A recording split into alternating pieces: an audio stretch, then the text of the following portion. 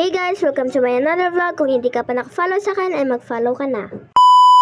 Ngayong araw nga po pala, ay samahan nyo nga po pala akong magsimba. Hindi pa naman Sunday, pero kailangan po natin magsimba. Sa mga di po nakakaalam na birthday ko po ngayon. Ang kasama ko po ngayon ay si Papa lang at si Mama. Ito nga si Papa ay panay kain lang ng ice cream. At ayan na nga, nandito na nga kami sa kalsada kung saan may maraming jeep. Ayan nga, tinulungan nga ito ni Papa, si Tatay na nagbubuhat ng gasol. Sa mga oras nga na yan, talaga nakasakay na kami ng jeep.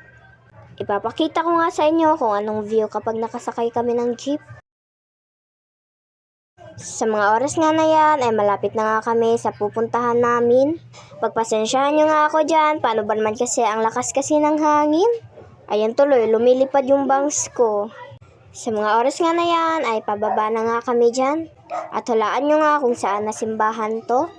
Walang iba kundi sa Santo Niño, nag-picture-picture pa nga kami dyan. Sobrang init nga dito sa Santo Niño, lalo na't pagtanghali. Tanghali kasi kami pumunta dito. At ayan na nga, pumasok na nga kami dito. Wala naman kaming ibang ginawa dito, kundi magdasal lang at mag-picture-picture. At ayan nga, si Mama ay kumuha na nga ng kandila. At ayan nga, nagdasal na nga kami dyan. Wala naman kasing misa ngayon. Paano ba naman kasi Sabado nga ngayon? Kaya nga nagdagkot na lang kami.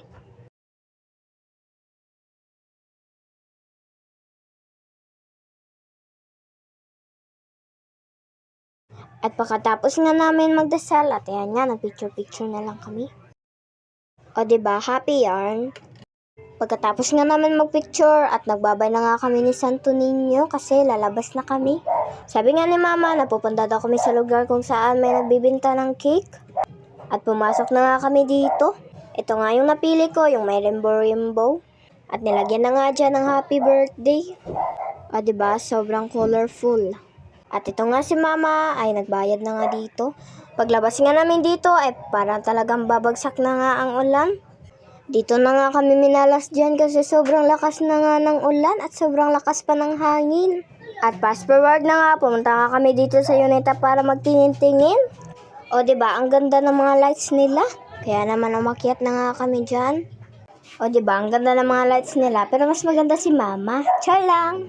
Sabi nga ni Mama na magpili daw ako kung anong gusto ko. Kaso nga puro nga laruan.